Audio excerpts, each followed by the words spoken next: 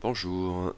Pour la chronique d'aujourd'hui, bande dessinée, puisque suite de Lone Wolf and Cub, donc la cultissime série de Kazuo Koike et Goseki Kojima, avec le troisième tome intitulé Le chemin blanc entre les fleuves. En tant que tel, il n'appelle pas vraiment des commentaires préliminaires, je ne pourrais que me répéter après mes comptes rendus des deux premiers tomes. Je vais donc très vite passer à la présentation, pas exhaustive mais parfois susceptible de spoiler, je vais tâcher d'éviter mais méfiez-vous, des 5 épisodes ici rassemblés, lesquels poursuivent sur le format devenu régulier depuis le tome précédent, avec des chapitres d'une soixantaine de pages, permettant de bien mieux poser l'histoire, l'ambiance et les personnages, que ce soit au plan du scénario ou au plan du dessin, qui en profite parfois pour tenter des choses inattendues, ainsi qu'en témoigne notamment ici l'épisode 16, c'est-à-dire le deuxième de ce volume, tapis, demi-tapis, poignée de riz. Je mentionne juste une chose qui me paraît importante, et c'est qu'une notion sauf erreur absente jusqu'alors intervient à plusieurs reprises dans ce tome 3, qui est le sakki, c'est-à-dire, selon les termes du glossaire en fin de volume, complété de manière bienvenue par un bref article sur la vengeance dans le Japon féodal, l'envie de tuer perceptible dans l'air et dirigée contre quelqu'un. C'est une sorte d'émanation de la notion plus générale de ki, dont la perception est en principe accessible uniquement à ceux qui, suite à un long et rude entraînement, ont atteint un stade empathique pouvant tenir de l'éveil. Quoi qu'il en soit, dans ce troisième volume, plusieurs personnages se distinguent par leur faculté à percevoir le saki chez les autres, mais d'autres, le cas échéant, s'illustrent tout autant par leur aptitude à le dissimuler aux regards indiscrets. Sur un plan peut-être plus anecdotique, et en même temps un peu dans cet esprit, je relève que plusieurs de ces épisodes usent de manière récurrente, non pas d'un concept cette fois, mais d'un objet très concret, s'il a sans doute des implications métaphoriques, les ihai, plaques funéraires bouddhiques honorant les défunts, avec le nom qui leur est alors confié, et que l'on trouve sous des formes un peu différentes dans les cimetières, mais aussi dans les hôtels familiaux. Ainsi, l'épisode 16 comprend une longue séquence dans un cimetière. Les ihai jouent un rôle crucial dans l'épisode 17 et ils ressurgissent sur un mode un peu différent, mais qui n'en est que plus saisissant, dans l'épisode 18. Je suppose que cela n'a rien d'un hasard. Je vais maintenant dire quelques mots des 5 épisodes de ce volume, donc épisodes 15 à 19 de la série prise globalement. Comme dit plus haut, je vais tenter d'éviter les spoilers, mais au cas où, voilà, restez méfiants. On commence avec la flûte du tigre tombé. Et hélas, l'entrée en matière de ce tome 3 m'a donc paru plutôt décevante. Cet épisode, en effet, m'a fait l'effet d'une histoire confuse et qui se cherche mais sans se trouver, en errant sur des voies bien différentes, voire contradictoires. Ça commence plutôt bien pourtant. Il y a une certaine ambiance dans ce bref voyage en bateau pour franchir un détroit noyé dans la brume. Une ambiance, à vrai dire, qui louche sans doute un peu sur le fantastique. Nous y voyons 3 hommes à l'allure aussi sévère que fantasque, éliminés par le menu de bandes conséquentes d'adversaires, et le faire avec un style inimitable, faisant appel à des armes parfois très improbables. Ces ninjas, puisque c'est bien de ninjas qu'il s'agit, nous dit-on, sont les redoutables frères Bentenrai, des tueurs craints de tous ceux qui ont entendu leur nom, mais dont le statut est passablement ambigu. Loin d'être de vulgaires tueurs sans foi ni loi, les terribles ninjas sont en fait au service du shogun, pour lequel ils accomplissent de dangereuses missions d'escorte. Ils ont en effet la charge de conduire à Edo les dignitaires que le Bakufu accuse de méfaits relevant de sa compétence. Autant dire qu'il y en a beaucoup.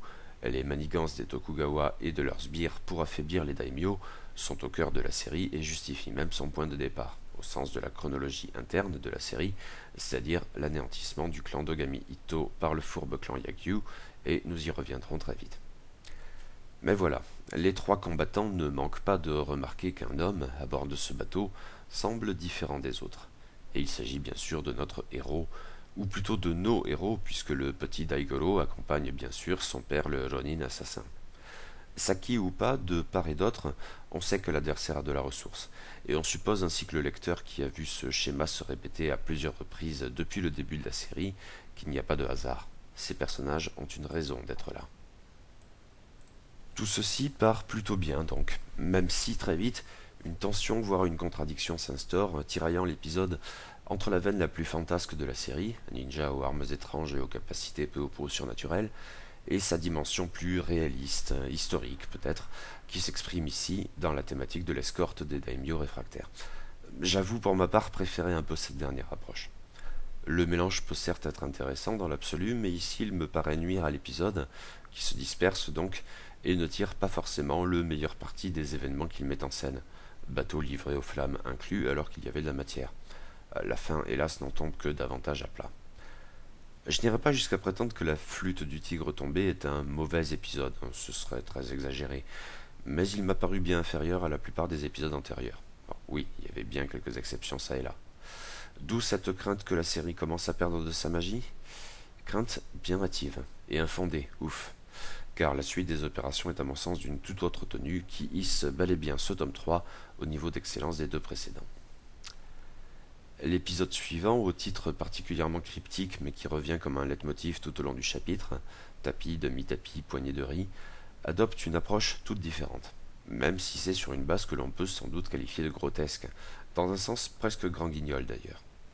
Nous y faisons en effet la connaissance d'un certain Sakon, lui aussi Ronin de son état, mais qui a choisi une vie bien différente de celle d'Ogami Itto.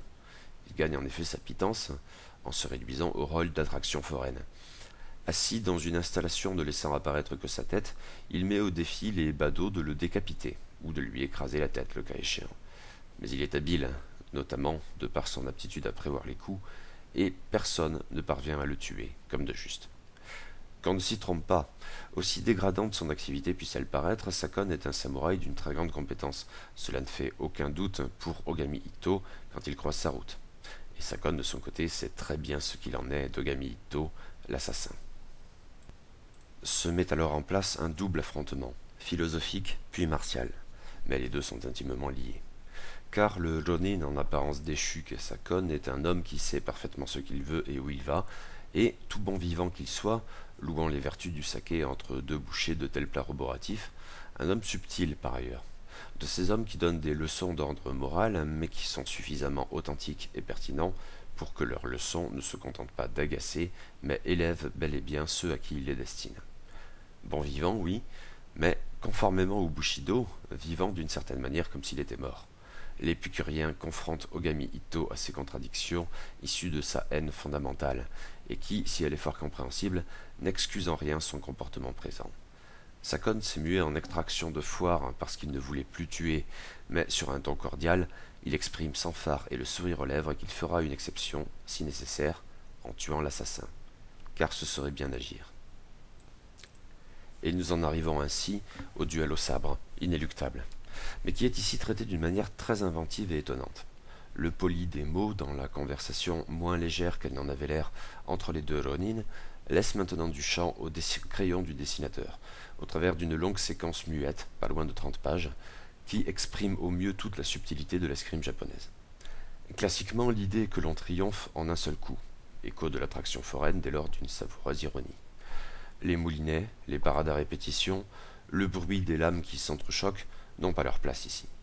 Le vainqueur a déjà gagné au moment de donner son coup de sabre, un coup unique qui n'est plus dès lors que la démonstration de sa victoire. Et ceci parce qu'il a bien pris soin d'envisager toutes les éventualités. C'est ce que nous rapporte cette scène. Ogami Itto, debout, fait face à Sakon assis dans son dispositif de foire. L'un comme l'autre observe et anticipe. Au travers de cases entrelacées, les adversaires évaluent des hypothèses d'assaut, avec d'autant plus de minutie que c'est leur vie qu'ils jouent. Les hypothèses sont ainsi balayées les unes après les autres, jusqu'à ce que les duellistes se ruent l'un sur l'autre pour placer leur botte unique. Ce duel, c'est donc avant tout celui, silencieux, qui précède l'assaut, et en décide, ce long moment où les adversaires semblent se contenter de se fixer mutuellement, alors que c'est sur cette durée faussement passive que l'un des deux, en définitive, triomphe. Un traitement très bien vu, très efficace. Et pour le loup et son louveteau, qui avait forcément sympathisé avec le gentil Sakon, le charmant bambin, une terrible leçon. Bien loin de toute pénible moraline. Quoi qu'en aient décidé les armes, l'assassin sait que le forain a raison, mais il ne peut l'accepter, ni pour lui, ni pour son enfant, le petit Daigoro, qui ne vivra que dans la haine. Ses larmes témoignent cependant de ce qu'il aperçut la justesse de la leçon. Très bon épisode, à tous les points de vue. Le troisième épisode est sans doute formellement plus classique, mais il ne manque pas d'intérêt pour autant, car il constitue un nouveau flashback de la trame principale, à la manière de La Route de l'assassin, ultime épisode du premier tome. Depuis, nous n'avions guère eu l'occasion de revenir sur le drame qui a décidé de la carrière du loup et de son louveteau, ou du moins jamais de manière aussi explicite, simplement par allusion ça et là. Mais le présent épisode, titré Le chemin blanc entre les fleuves, avance des éléments très concrets permettant de mieux comprendre les personnages. En fait, ce flashback nous ramène à un état un peu antérieur à la route de l'assassin, et nous y voyons Ogami Itto en tant que Kogi Kaishakunin, exécuteur officiel du shogun. Pas tout à fait au sens de bourreau. En Kaishakunin officiant là où aucun Kaishakunin normal n'est envisageable, il tranche la tête des daimyo que le Bakufu a condamné au seppuku, dont, scène assez terrible, un tout petit garçon simulant l'éventration rituelle avec un éventail. La fonction est prestigieuse, ce qu'indique assez cette récompense honorifique. Le titulaire de la charge peut arborer sur son kimono les armoiries en forme de rose trémière du clan Tokugawa. Armoiries, hélas pour Ogami Itto, que l'on retrouvera là où elle ne devrait pas se trouver, sous la forme d'un ihai aux sinistres implications. Car nous assistons ici à la ruse diabolique du clan Yagyu, déterminé à ruiner le clan Ogami et à en récupérer les attributions. Nous entreapercevons même son chef, fourbe autant qu'ambitieux vieillard, qui, le bref temps de son apparition, donne déjà l'image d'un véritable démon. Un épisode fort et tragique, tout à fait palpitant aussi et vraiment très efficace. Sur le mode divertissant, c'est irréprochable, un grand moment de Shambhala, baignant dans la politique la plus sordide. Le quatrième épisode, Anya et Anema, jouent encore d'une autre carte, même si elle constitue à son tour un écho de thèmes et traitements déjà employés dans la série. Certainement pas un décalque cependant, car la BD parvient toujours à prendre le contre-pied des attentes du lecteur, et donc à le surprendre en définitive, sans que cela sonne artificiel pour autant. Le thème est cette fois la prostitution, déjà entreaperçu à plusieurs reprises auparavant. Ogami Itto, taciturne, et le charmant bambin Daigoro, autrement plus communicatif, font la rencontre d'une pauvre jeune fille vendue à un réseau proxénète. Mais dans la maison de passe destinée à devenir son enfer personnel, le Ronin intervient pour lui épargner ce triste sort. Est-ce là une réaction morale ? En fait, c'est une question que nous avons déjà dû nous poser à plusieurs reprises. Le froid assassin ne manque certes pas de cynisme, lui qui tue sans poser de questions, dès lors qu'on lui paie les 500 ryo convenus, et qui n'hésite par ailleurs jamais à mettre son petit garçon en danger s'il peut en retirer quelque avantage tactique. Pourtant, à l'occasion, nous avons vu le personnage, éventuellement contre ses prétentions de Ronin à jamais engagé au nom de la haine et de la vengeance sur la cruelle voie de l'assassin, laquelle ne s'accommode pas de demi-mesure, nous l'avons vu donc adopter un comportement éthique sans en exiger paiement. Ainsi par exemple dans le plus long épisode du premier tome, et alors déjà en rapport avec une prostituée. Mais nous l'avons aussi vu interpréter subtilement les termes du contrat l'ayant lancé sur la piste d'une proie, en faisant en sorte que ce soit le vrai responsable qui paye. Voyez l'épisode de la prison dans le tome 2. Il y a donc sans doute de cela ici, et en même temps cette conviction récurrente dans la série que l'assassin n'est de toute façon pas là par hasard. Il a bien une mission à accomplir en ces lieux. Dès lors, peut-être sa gentillesse pour la pauvre vierge est-elle cyniquement tactique ? Ou peut-être pas. Question qui ressurgira tout particulièrement lors de la confrontation du Ronin avec le maître des lieux, qui est une femme. Les deux ont une conversation tendue, étonnamment plus subtile qu'il n'y paraît, et riche de non-dits. Nouveau témoignage, s'il en était encore besoin, de la précision et de la finesse de la plume de Kazuo Koike. À mon sens, l'épisode s'oublie un peu durant la scène, fort brève cela dit, où Ogami Itto est soumis à la torture. Elle ne me paraît pas apporter grand-chose, même si je dois admettre que cette séquence a peut-être son sens dans l'optique du questionnement de la moralité du tueur. Souffre-t-il au nom de la défense de l'innocent, ou seulement parce qu'il se sait en mesure de l'encaisser et que cela lui servira plus tard pour accomplir sa mission ? Mais la résolution de l'affaire relève le niveau, jusqu'au meilleur, en surprenant vraiment le lecteur. Procédé habile qui, par répercussion, incite encore davantage à approfondir la sombre et complexe personnalité de l'assassin et l'ambiguïté, le cas échéant, de son abandon à la haine. Encore une réussite, donc. Reste un ultime épisode, titré Shiseki no Chi, plus pertinent qu'il n'y paraît tout d'abord, et témoignant là encore de la finesse d'une écriture qui sait aussi bien briller dans le registre du Shambhala débridé et palpitant, que dans un sous-texte étonnamment subtil et riche d'implications inattendues. Ceci étant, la base est peut-être un peu plus convenue que dans les 3 épisodes précédents, probablement même les 4. C'est simplement que le premier s'égare un peu dans son traitement. Ogami Itto y est engagé par un homme qu'il sait et que nous savons fourbe. Nous savons dès le départ qu'il trahira son employé dès qu'il le jugera utile. Rien de neuf en cela, il n'est certes pas le premier dans la série. Par ailleurs, le titre même de l'épisode, qui revient là encore une fois comme un leitmotiv, renvoie à cette idée de piège, même si toute l'astuce réside sans doute dans le fait que le piège ici est multiforme. Qui le tend ce piège? Qui en est la victime? En quoi consiste-t-il au juste? Est-il bien là où nous le supposons? Ou le vrai piège se situe-t-il ailleurs? Autant de questions, davantage encore de réponses. C'est que la mission confiée au Ronin n'est pas un banal assassinat. Il lui faut tuer, oui, mais d'une certaine manière, en obéissant à des critères relativement stricts, car les implications de l'affaire dépassent largement la mort d'un tel ou de tel autre. Ogami Itto se retrouve impliqué dans une complexe affaire politico-économique où les intérêts et les idéologies s'affrontent quant au sort que l'on doit réserver à une forêt. Celle-ci peut être une source de revenus considérable, et à Edo ou ailleurs, nombreux sont ceux qui ont besoin de ce bois. Cependant, la déforestation peut avoir des implications terribles, car la forêt en jeu est une protection cruciale contre des cataclysmes tels que les inondations ou les glissements de terrain. Cette préoccupation en forme de dilemme mêle une sorte de sentiment écologique, peut-être un peu anachronique, à un pragmatisme généreux, s'opposant en cela au seul pragmatisme financier égoïste par nature. La thématique écologie contre économie peut d'ailleurs se compliquer de manière sincère ou plus probablement ici cynique, d'une opposition entre le progrès et la conservation, ou du moins est-ce ainsi que ceux qui y ont intérêt peuvent présenter les choses. La question enfin peut se compliquer de considérations religieuses, qu'elles soient sincères ou pas.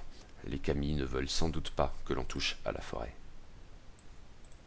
Mine de rien, la mission d'Ogami Itto, avec toute son action échevelée, se teinte donc de considérations politico-économiques qui n'ont probablement rien d'innocent, et c'est pourquoi j'ai avancé, toutes choses égales par ailleurs, la notion d'écologie. Lone Wolf and Cub est une bande dessinée publiée initialement entre 1970 et 1976. Ce sont les derniers temps de la haute croissance, mais peut-être aussi ceux de la saison économique, qui avait mis fin aux affrontements idéologiques antérieurs, les partis s'accordant pour remiser au moins temporairement de côté les oppositions d'ordre strictement politique au nom du développement économique du pays jugé primordial. Or, à l'époque, le Japon a certes enchaîné les booms qui en ont fait sur les ruines encore fumantes de la défaite la deuxième économie du monde, mais il commence peut-être aussi à en peser les effets pervers. Or, les abus du capitalisme à l'époque sont tout particulièrement sensibles en matière écologique. Les années 1970 sont aussi au Japon celles des grands procès, au cours desquels le cynisme des entrepreneurs a été exposé au grand jour. Au nom du sacro-saint développement économique, on avait jusqu'alors toléré des abus inqualifiables et proprement criminels.